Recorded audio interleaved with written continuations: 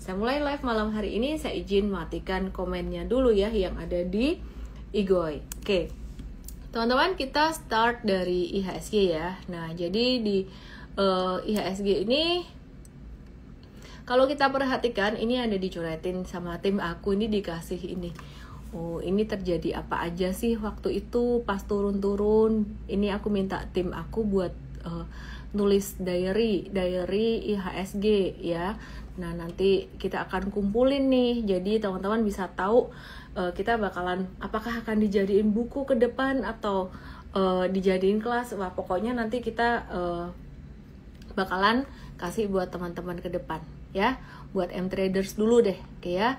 Nah, perhatikan IHSG per hari ini ya, per hari ini itu dia sempat naik di awal hari, tapi malah memerah.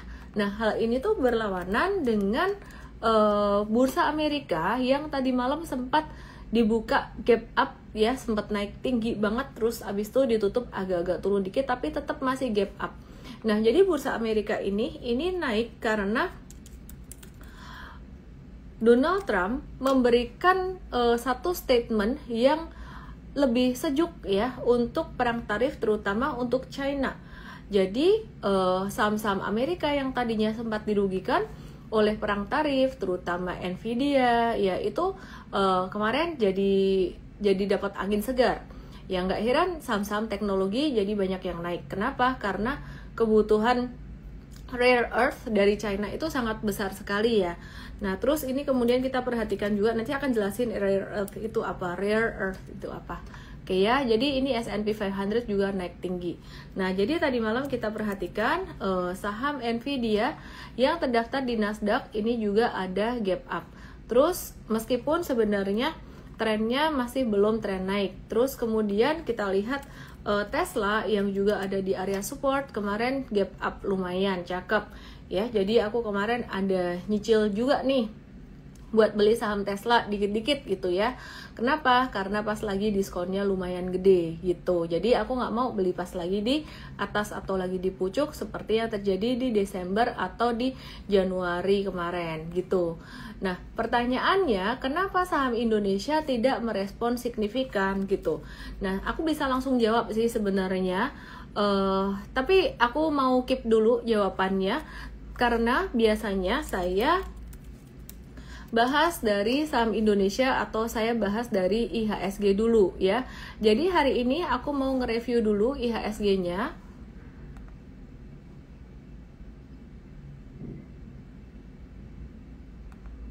Ya, aku bersihin dulu sebentar karena agak-agak ruwet ya. IHSG hari ini tuh turun 0,32% di level 6613. Yang bikin IHSG-nya melemah sebenarnya, wah di back di undo nggak bisa. Oke, yang bikin IHSG melemah ini ada saham BBCA. BBCA hari ini malah turun 2,9%. Terus ada saham Brand yang turun 1,6%. TPIA ini ngaruh ke penurunan hari ini 3,4%. KLBF turun 1,2%.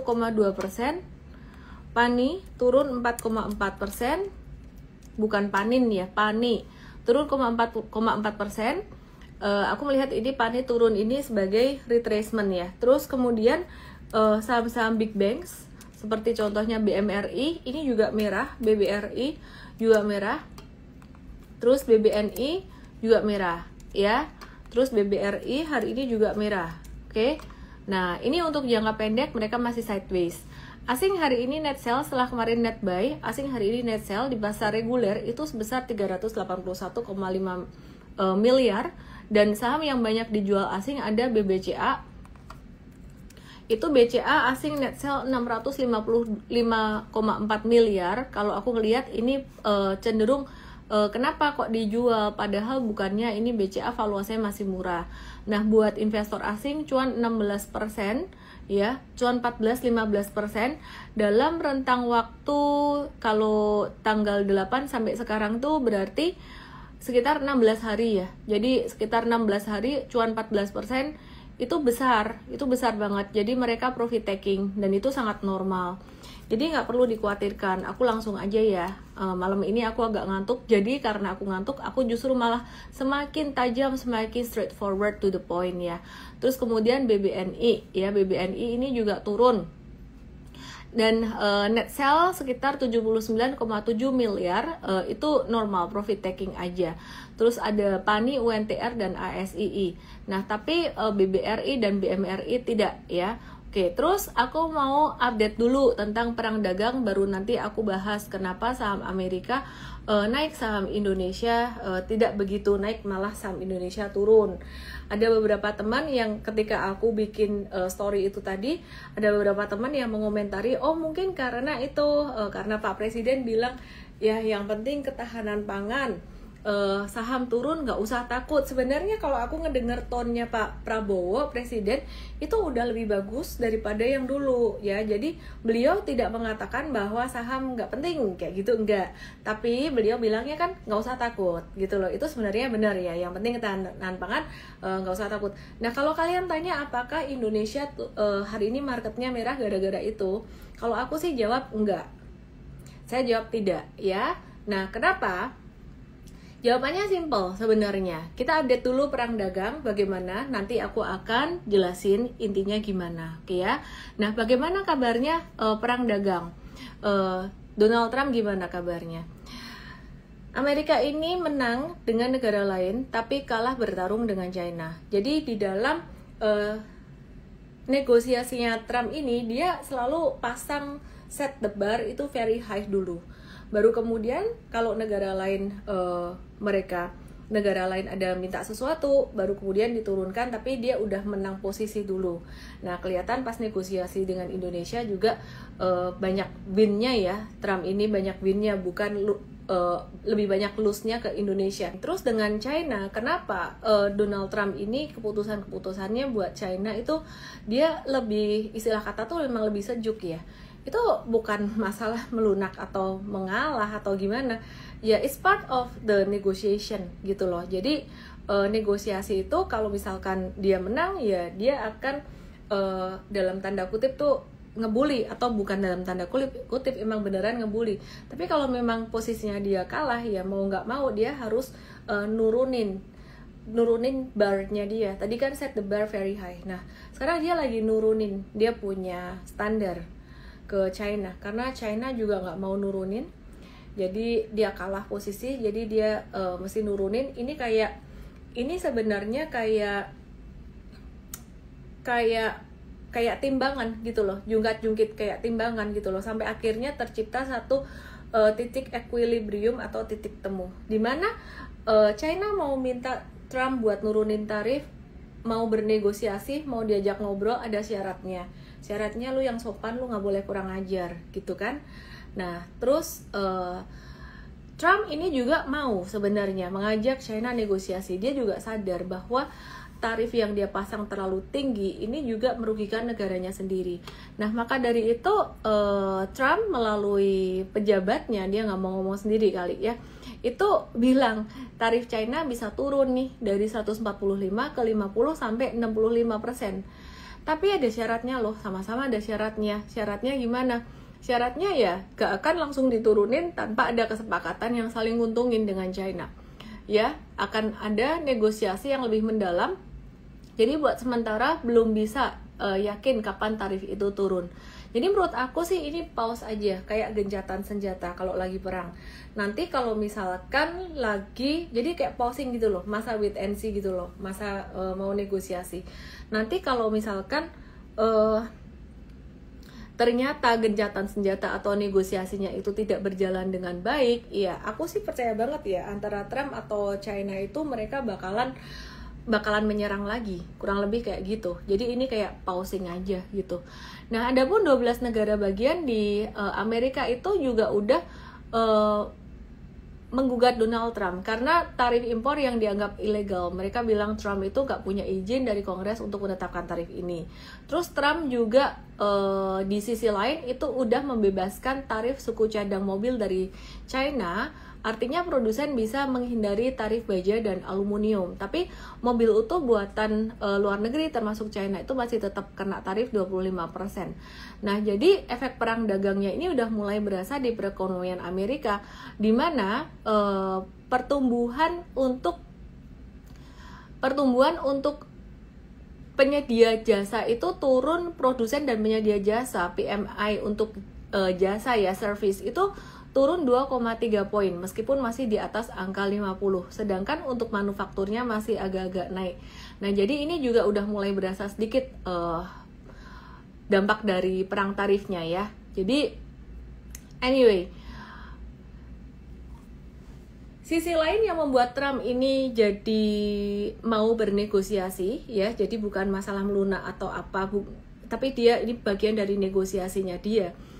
Sisi lain kenapa Trump mau negosiasi, karena Amerika sangat membutuhkan rare earth. Jadi rare earth ini bukan langka sebenarnya, tapi cara untuk membersihkannya, cara untuk produksinya itu susah, dan China itu yang menguasai produksi rare earth ya. Jadi kalau saya nggak salah ingat sekitaran 60% dunia, dan itu sangat luar biasa sekali. Nah, rare earth itu dibutuhin di mana? HP kita butuh rare earth, peralatan kayaknya laptop juga butuh rare earth, printer butuh rare earth. Intinya hampir setiap teknologi itu butuh rare earth. Jadi kalau sampai China nggak mau ngirim rare earth ke Amerika dan nggak mau beli pesawat Boeing-nya, itu Amerika cilaka juga gitu loh ya. Jadi di sini mereka berusaha untuk mencari satu negosiasi yang baik. Nah, sekarang saya jawab kenapa saham-saham Amerika naik signifikan. Simply karena kemarin perang dagang itu memberikan dampak langsung buat saham-saham, buat perusahaan-perusahaan di Amerika dan juga di China. Sebagai contoh ya, Apple, dampaknya apa? Sebagian besar buatan China, bahkan semua buatan China. Tim Cook sendiri bilang ini bukan soal biaya tenaga kerja, tapi ini soal keahlian. Ini soal keahlian. Misalkan di Amerika bisa bikin pun butuh waktu 3-5 tahun untuk training the people, dan biayanya di China sana 1 jam $6 Amerika. Sedangkan di Amerika 1 jamnya tuh bisa 40 ya, 40 atau berapa ya? Iya 40 gitu, $40. Biayanya akan jadi jauh lebih mahal. Itu Apple. Jadi nggak heran kemarin kalau pas ada berita Trump udah mulai memberikan satu keringanan untuk tarif ya, akan berdampak langsung. Kalau Indonesia sebenarnya dampaknya ya ada, tapi sebenarnya tidak terlalu besar karena Indonesia lebih banyak ekspor ke China. Nah, yang kedua Nvidia dilarang ekspor chip untuk superkomputer ke China. Itu impactful banget. Meskipun dia sudah bilang sama Trump mau bikin perusahaan di Amerika. Tesla ya, dan banyak perusahaan teknologi lain itu juga membutuhkan rare earth-nya dari China. Sehingga nggak heran saham Amerika kemarin naik tinggi. Nah, untuk saham Indonesia ini bukan karena Pak Prabowo kemarin bilang masalah yang penting ketahanan pangan, jangan takut saham turun. Itu nggak masalah. Ya, kenapa hari ini saham Indonesia turun? Itu simply investor itu sebenarnya mereka bungkus cuan aja gitu. Nah, aku kasih contoh di sini saham BMRI ya. Jadi saham BMRI. Perhatikan saham BMRI. BMRI ini dia sudah naik sekitar 10%. Tadi BCA naik, aku coba ukur dari tanggal 8 itu 11%. Nah, ini 11%, 8-11% dari 8 April plus masih untung dari dividennya 10%. Ya, bagaimana enggak mereka profit taking. Terus kemudian mereka masih profit taking. Kemudian selain itu BBCA juga ini tadi udah naik sekitaran berapa belas persen, dan banyak saham lain di Indonesia yang udah naik tinggi ya. Ini sorry internetnya agak lola. BCA naik 14%. BBRI ini juga udah naik 2 digit, low-nya sebenarnya bukan di 8 April, dari 28 Februari. Nah, kalau dari 8 April sendiri ini dia udah untung 7-9% plus masih cuan dari dividen 5%-an. Nah, terus kemudian selain dari BBRI, BBNI pun juga sama ya, jadi naiknya udah tinggi. Intinya asing di Indonesia hari ini profit taking itu aja udah cuan 12% dan besok masih dapat dividen juga. Nah, terus selain itu bahkan tidak hanya saham-saham dari sektor perbankan.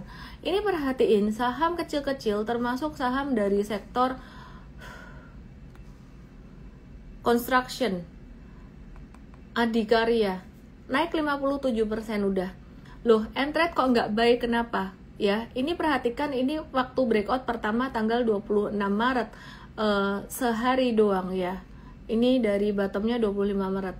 26 Maret sehari doang ini naik 40%. Oke, sekarang kita ukur dari tanggal 8 April aja pas lagi crash waktu itu. Nah, ini sudah naik 28% juga. Dan secara chart ini volumenya juga sudah divergent, sehingga ini udah rawan banget profit taking. You mention it, sektor apa? Antam. Antam kalau dibilang naik karena harga emas belakangan naik, sebenarnya saya agak kurang setuju, karena harga emas naik dari awal tahun, tapi si Antam juga nggak naik dari awal tahun. Ini karena menurut aku ya karena sentimen jangka pendek aja sih pada heboh beli emas. Nah, perhatikan di sini juga sudah mulai rawan profit taking. Tapi Antam kita masih akan watch, jika ada retracement kita akan trading gitu. Nah, jadi secara laporan keuangan juga bagus, tapi pas laporan keuangan keluar, pas asing akumulasi, sahamnya juga nggak naik gitu loh. Jadi Antam ini juga udah naik banyak, dan HRTA dan kawan-kawan yang lain itu juga udah naik banyak.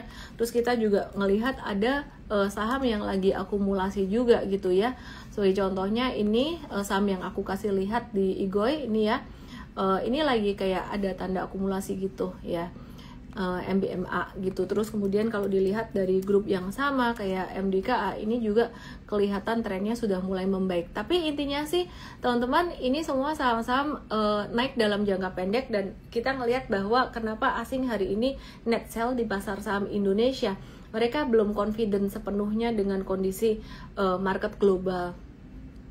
Jadi mereka memutuskan untuk profit taking dulu, tapi kalau diperhatikan net buy-nya dari tanggal 8 sampai hari ini masih besar net buy-nya dibandingkan dengan net sell-nya. Jadi jualnya juga belum semua. Nah, ada kabar menarik dari Unilever mungkin. Jadi hari ini aku tidak hanya akan ngebahas big banks atau saham-saham yang biasanya kita bahas, aku mau bahas Unilever. Unilever tuh juga sama, teman-teman perhatikan. Unilever itu kita juga perhatikan. Dia sudah mulai masuk dalam masa tren naiknya. Kita akan watch saham ini untuk trading, dan bahkan dari level terendahnya dia tanggal 3 Maret, tahu nggak kalian bahwa saham ini sudah naik 50%, dan juga dari 8 April ini sudah naik 30%. Kenapa kami tidak agresif beli? Sekali lagi kita tuh ngelihat market secara global ya, itu masih ada risiko kita ada trade di saham yang lain ya. Nah, kita ada trade atau ada invest di saham yang lain. Intinya sih kita ngelihat trennya ini bakalan masih naik, tapi it's not a buy recommendation. Kalian kalau mau trading belajar dulu aja, DM aku ST ya, Super Trader, untuk bisa belajar di webinar Basic Super Trader gratis tanggal 3 Mei jam 10 pagi. Tanggal 3 Mei jam 10 pagi.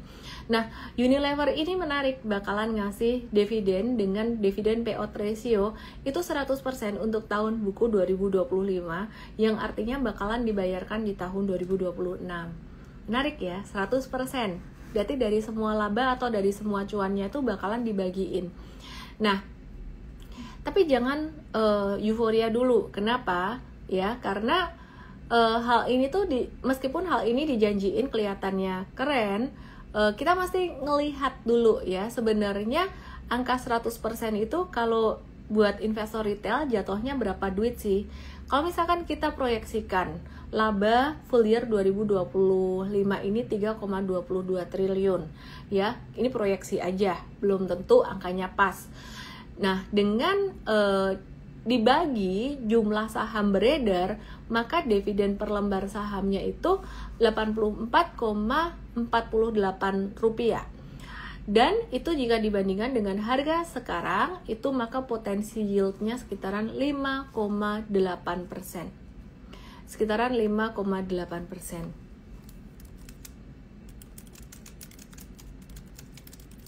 Ya, jadi sekitaran 5,8%. Itu untuk dividen yield jika dihitung dari harga sekarang, asumsi estimasi laba full year 2025 3,22 triliun dan 100% semuanya dibagikan ke pemegang saham. Jadi dibagi jumlah saham beredar.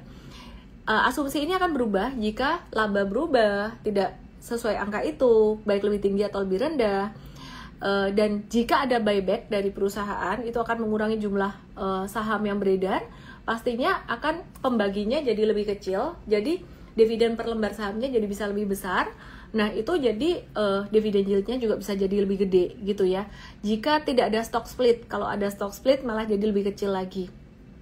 Jika ada reverse stock split, itu malah jadi dividen yieldnya gede. Reverse stock split itu jumlah saham beredarnya jadi makin dikit kan, pembagiannya makin dikit. Kalau kamu bingung, cuekin aja apa yang aku omongin ini, nanti pelan-pelan kamu tahu ya. Oke, jadi teman-teman semuanya, itu ada aku jelasin di buku aku Smart Trader Rich Investor. Tapi teman-teman boleh belajar langsung dari MFast juga sih. Nah, sebelum saat ini, kalau 2025 gimana, bakalan bagi dividen lagi enggak? Sekarang saya cerita untuk 2025. Nah, jadi sebelumnya Unilever itu udah pernah ngebagiin dividen interim untuk tahun buku 2024. Rp41 per lembar saham di Desember 2024. Nah, untuk pembagian dividen final ini masih nunggu rapat umum pemegang saham atau RUPS yang diperkirakan bakal dilaksanakan dalam waktu dekat ini. Nah, sekarang mari kita coba hitung dengan proyeksi dividen final tahun buku 2024 dan asumsi rasionya juga seandainya 100% ya, sama generousnya buat tahun depan. Tapi ini baru asumsi ya, karena kita masih menunggu RUPS. Nah, gimana dividen tahun buku 2024 Unilever yang kemungkinan akan diterima di 2025 ini ya, asumsi laba bersihnya 3,4 triliun dan estimasi dividen per lembar saham Rp89,12. Maka dividen final setelah dipotong dividen interim itu 48,12.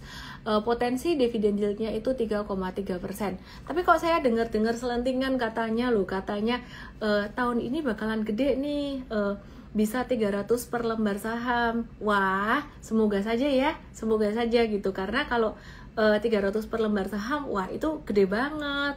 Cuman itu gosip-gosip yang saya juga nggak tahu benar atau enggaknya ya, jadi aku tidak bertanggung jawab atas gosip itu gitu loh. Oke, nanti kita yang jelas sih soal dividen yang paling benar itu harusnya nunggu RUPS dari perusahaan gitu ya.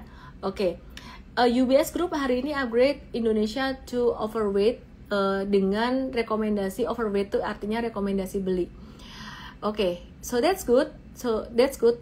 Untuk Unilever kita lanjutkan di MFast, tadi ada kita bahas, dan di Mtrade ada kita bahas kinerja dan margin perusahaannya, dimana marginnya trennya turun dari 2021 sampai 2023 ya. Secara tahunan itu juga turun, tapi kuartalan naik ya di 2025 ini. Oke, terus kemudian tadi ada kabar bagus dari UBS Group upgrade Indonesia to overweight, artinya rekomendasi buy. Aku sih setuju banget, dan aku nggak peduli lah hari ini asing mau profit taking atau apa. Kalau untuk long term investing aku masih hold untuk saham-saham big banks itu tadi. Aku mau update sekarang saham-saham mineral. Nah, saham mineral, berdasar hasil negosiasi dengan Amerika, Indonesia tuh lagi membahas kerjasama strategis di sektor mineral kritis seperti nikel, tembaga, dan batu bara. Nah, kerjasama ini hopefully bisa bikin Indonesia dapat banyak investasi, terutama buat tambang dan pengolahan mineral. Nah, kenapa bisa positif kerjasama ini? Karena permintaan mineral kritis global itu bakalan bisa naik. Apalagi buat teknologi dan pertahanan Amerika Serikat, dimana yang ini tuh Amerika butuhin dari China dan di stop sama China, jadi Amerika tuh kayak butuh Indonesia di sini. Masih ada bagusnya ya, Indonesia itu sangat kaya sekali dengan sumber daya alamnya. Nah, kalau kerjasama ini sukses, Indonesia itu bisa dapat lebih banyak peluang ekspor dan investasi yang bakal ngebantu sektor pertambangan. Jadi saham-saham tambang seperti contohnya MBMA dan kawan-kawan, ada kemungkinan bisa aktif karena investasi asing yang masuk. Disclaimer teman-teman, bukan satu ajakan atau perintah beli yang bisa meningkatkan kinerja perusahaan-perusahaan ini. Nah tapi sampai sekarang tuh sebenarnya belum ada info yang pasti kerjasamanya tuh berupa apa. Oke, terus kita mau bicara dikit tentang saham rokok atau cigarettes. Ya, jadi proyeksi kinerja HMSP ini diproyeksikan akan naik pendapatannya 21% menjadi 122 triliun dan laba bersihnya naik 8,2% jadi 7,19 triliun. Gudang garam pendapatannya diperkirakan naik 3,5% secara tahunan jadi 102 triliun dan laba bersihnya naik 199% jadi 2,93 triliun. Nah, apa sih faktor pendukung kinerja dari sektor cigarettes yang positif ini? Pemerintah nggak naikin cukai rokok di tahun 2025 ini. Ini bisa mengurangi beban industri rokok. Tapi itu juga satu hal yang negatif. Kenapa? Karena kalau pemerintah nggak naikin cukai rokok, mereka juga nggak bisa naikin harga dari harga rokoknya, kurang lebih kayak gitu ya. Jadi kalau dinaikin cukai rokok bisa ikutan naik nih harganya gitu loh ya. Nah hanya saja GGRM dan HMSP ini tuh punya bauran ke sigaret kretek mesin yang lebih besar, masing-masing 50% dan 87% dari total penjualan 2024. Nah, di mana harga jual eceran SKM itu naik lebih kecil, naiknya cuman dikit ya, 4-7% dari sigaret kretek tangan gitu loh. Jadi kalau ngelihat historically industri rokok ini biasanya akan mengalami tekanan dari kenaikan tarif cukai rata-rata 10 tahun tiap tahunnya. Dengan tidak adanya beban kenaikan cukai tahun ini, itu ditambah rata-rata kenaikan harga jual eceran SKM yang hanya berkisar 4-7%, maka gambaran kasar untuk selisih keuntungan yang didapatkan tuh bisa naik sekitaran 3-6%-an, kira-kira kayak gitu ya. Jadi untuk HMSP sendiri segmen penjualannya dengan GGRM itu agak berbeda. So I have the details di sini yang besok bisa dijelaskan di Mvest atau di Mtrade lebih details lagi. Saya nitip tim coach yang lagi morning briefing besok. Secara valuation besok kita juga akan kasih lihat di Mtrade morning briefing ya. Itu valuationnya dan pastinya kita share untuk investors juga. HMSP itu valuationnya di standar deviasi -2 dan sangat murah sekali. Sedangkan kalau gudang garam itu valuationnya lagi di average, di rata-rata. PI-nya HMSP menurut aku sih murah, 10,5 kali dengan rata-ratanya 16,47 kali. Sedangkan PI-nya gudang garam dibandingkan dengan HMSP juga lebih tinggi, selalu lebih tinggi karena average 5 tahunnya 17 kalian, sekarang 19 kali. Jadi agak-agak di atas average ya. Jadi untuk PI-nya gudang garam, jadi agak-agak mahal secara valuation. Nah sekarang secara teknikal gudang garam dan HMSP ini gimana? Coba kita lihat. It's not a buy or it's not a buy recommendation. Teman-teman yang mau berinvestasi saham atau mau trading saham, belajar dulu. Tanggal 3 Mei jam 10 teman-teman yang mau belajar tentang basic super trader, strategi super trader yang bisa digunain buat investing juga. Itu caranya kayak gimana sih? Langsung aja ke supertrader.id /LIVE kalau mau linknya itu. Tapi kalau mau DM aku nanti dikasih linknya di DM, langsung aja DM aku BST Basic Super Trader ya. Yang kemarin udah DM aku BST dan ST juga akan dikirim sama tim aku linknya, tapi sebaiknya kalian DM ulang aja biar dapatnya lebih cepat. Kalau mau ditulis sekarang linknya boleh juga, supertrader.id /LIVE. HMSP hari ini breakout dan ini kalau kata super trader aku ya, salah satu alumni super trader aku, dia bilang ini sudah membentuk anak tangga, hampir anak tangga kedua. Wah pinter ya, ini anak tangga pertama gitu, jadi dia hampir membentuk anak tangga kedua.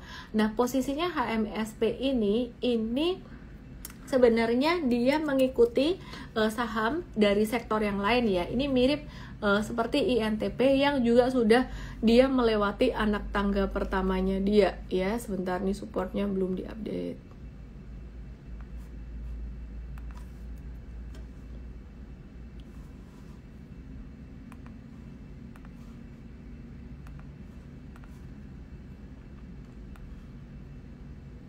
Ya, jadi ini anak tangga pertama, nih kedua. INTP tuh udah masuk yang ketiga sebenarnya ya.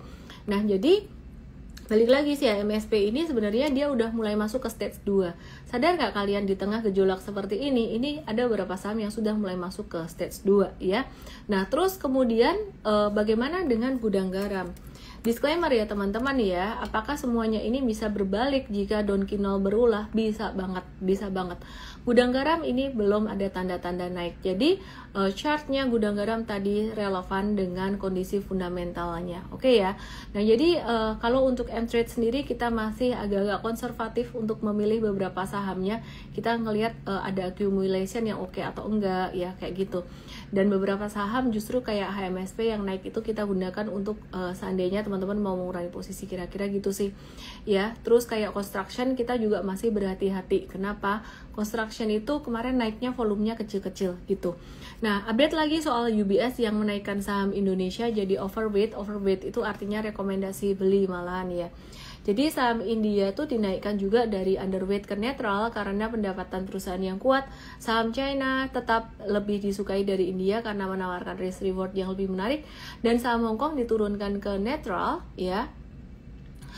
Karena risiko terkait perdagangan global, sedangkan saham Indonesia itu dinaikin jadi overweight, artinya rekomendasi beli oleh UBS karena kondisi domestik dinilai defensif dan valuasi saham sudah mendekati level terendah saat pandemi COVID-19, serta last but not least ada potensi dukungan dari dana BUMN lewat Danantara.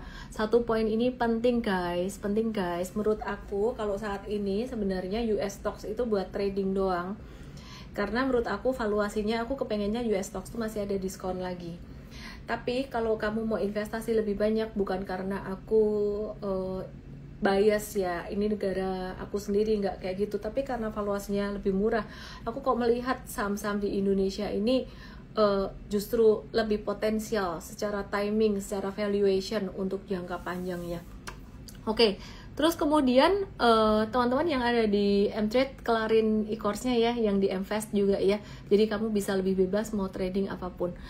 Ibu Menteri Keuangan kita Sri Mulyani memproyeksikan pertumbuhan ekonomi Indonesia tetap di 5% 2025 meskipun ada tekanan tarif dari Amerika. Ya, jadi ada beberapa faktornya ya, kita nggak tahu tercapai atau enggak. Semoga aja tercapai. Terus Astra International ada update mulai ngelirik industri kesehatan Indonesia gitu ya. Jadi Astra tuh baru aja akuisisi rumah sakit hematologi kardiovaskular, tapi ini bisnisnya mungkin nggak sebesar UNTR atau otomotif yang menyumbang laba besar ke Astra ya, atau pendapatan besar. Kalau kita bicara ASII, kita bicara INDF, itu udah kayak beli reksadana sebetulnya, dimana perusahaan ini adalah perusahaan holding. Kalau kita bicara Astra International bukan cuma otomotif, tapi di dalamnya ada otomotif, ada alat berat, ada pertambangan batu bara, UNTR juga ada emas, terus kemudian ada Astra Grafia di dalamnya, ada CPO, Astra Agro Lestari, ada auto dan banyak lagi. Nah, sedangkan INDF sendiri di dalamnya ada bisnis distribusinya juga ya, dari hulu ke hilir, gandum, CPO juga punya. Jadi bukan cuman Indomie doang. Indomie itu cuman satu aja ya, satu lini bisnisnya tuh ICBP yang udah anaknya tuh udah IPO sendiri, kira-kira kayak gitu. Oke. Astra International tuh juga memegang 7,23% saham HEAL ya.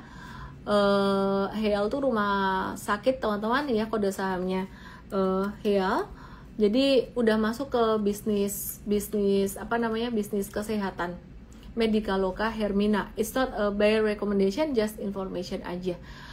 Terus TOWR juga mau bagi-bagi dividen. Detailsnya kita akan yieldnya cuma 1,8% sih kalau pakai harga hari ini.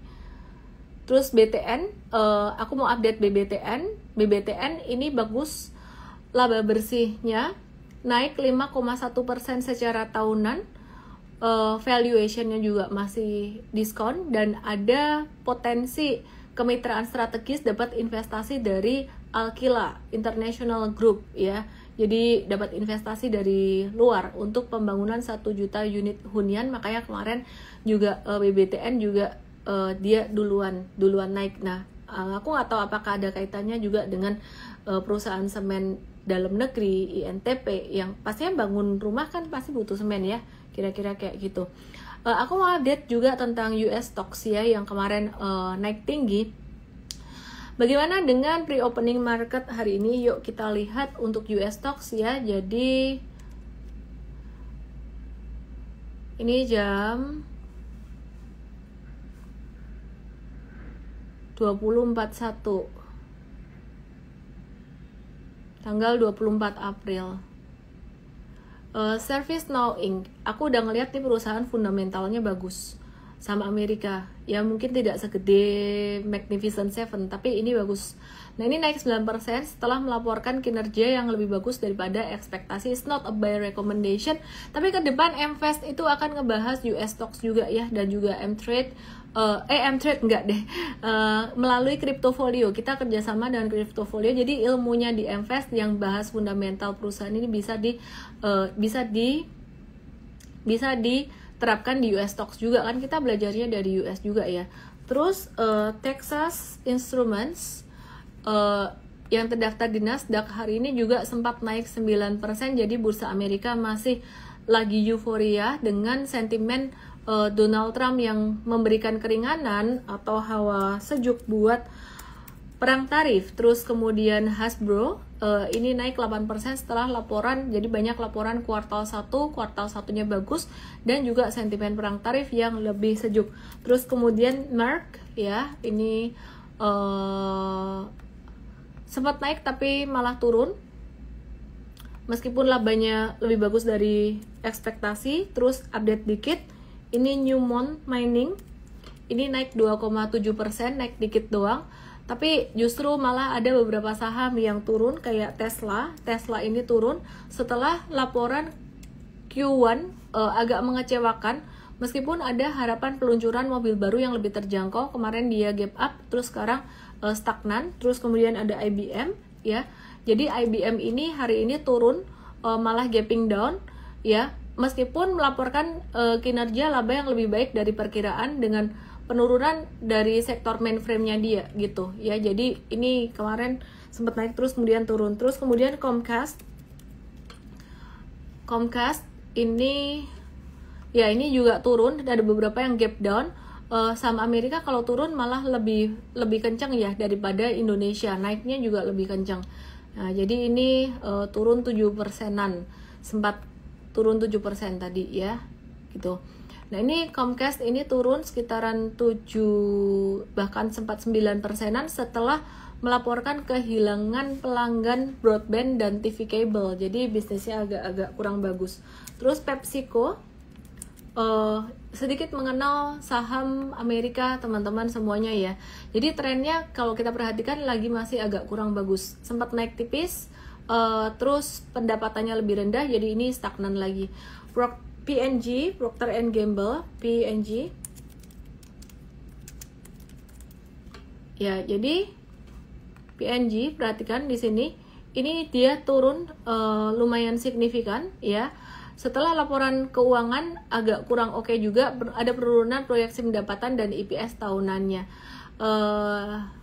Anyway, terus meme coin, yuk kita bahas dikit meme coinnya Donald Trump ya, meme coin Donald Trump ini naik signifikan kemarin ya, jadi naik signifikan setelah pengumuman eksklusif 220 pemilik teratas token bakalan diundang ke gala dinner bersama dengan Donald Trump pada 22 Mei 2025.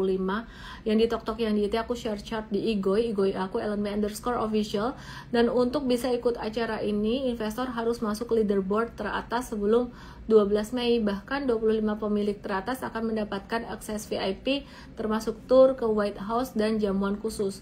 Gila ya, jadi efeknya bisa langsung kerasa. Investor besar atau the whale berebut beli token, volume transaksi melonjak, dan market cap coin Trump ini tembus 13,5 miliar meskipun belum menyentuh harga tertingginya yang sempat mencapai level 74. Nah, banyak yang percaya bahwa ini adalah awal dari kenaikan baru, tapi kalau aku ya jadi orang tuh nggak usah FOMO. Aku di sini mempelajari satu hal antara Elon Musk aku bandingin sama Warren Buffett sih. Warren Buffett tuh kan orangnya ya, dari apa yang aku pelajari, dia fokus pada diri sendiri, self reliance, gak mikirin sama apa yang di luar sana.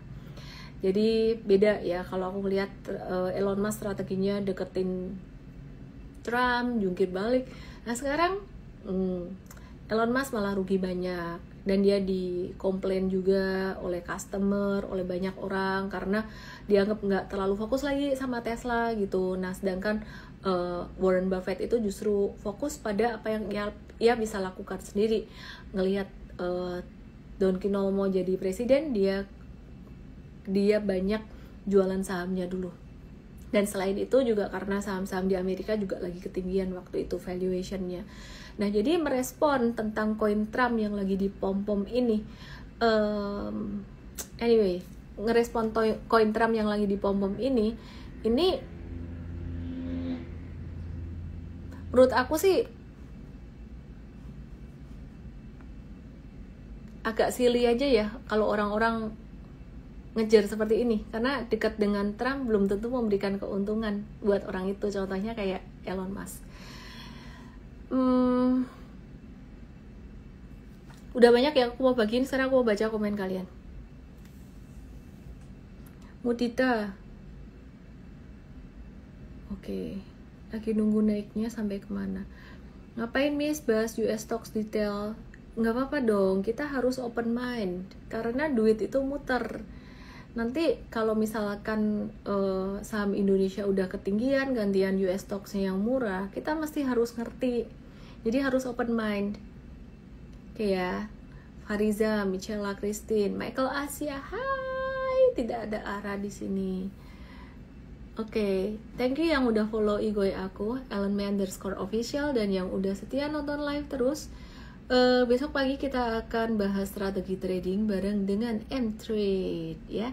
Semoga live aku bisa bermanfaat. Jangan lupa DM aku ST Super Trader atau BST boleh juga untuk bisa ikut webinar Basic Super Trader Sabtu 3 Mei 2025 jam 10 buat tahu cara atau strategi Super Trader buat kalian, terutama teman-teman yang masih pemula. Jadi Super Trader tuh kayak gimana?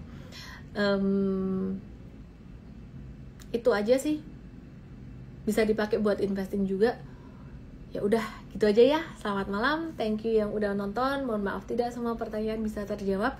Kalau teman-teman mau nanya-nanya selengkapnya di M-Trade, di Mfast itu bisa terjawab dengan lebih bagus lagi, lebih detail ya. Maksudnya lebih terperhatikan lah gitu ya. Jadi anyway, kan ini orang banyak banget.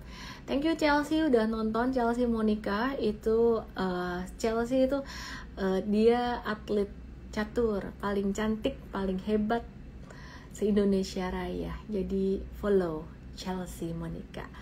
Ara ditinggal, Johan Fu, dadah. Asik, banyakin bahas US market, seimbang aja deh ya. Daftar ST ya tanggal 3 Mei 2025 jam 10 DM aku. Selamat malam.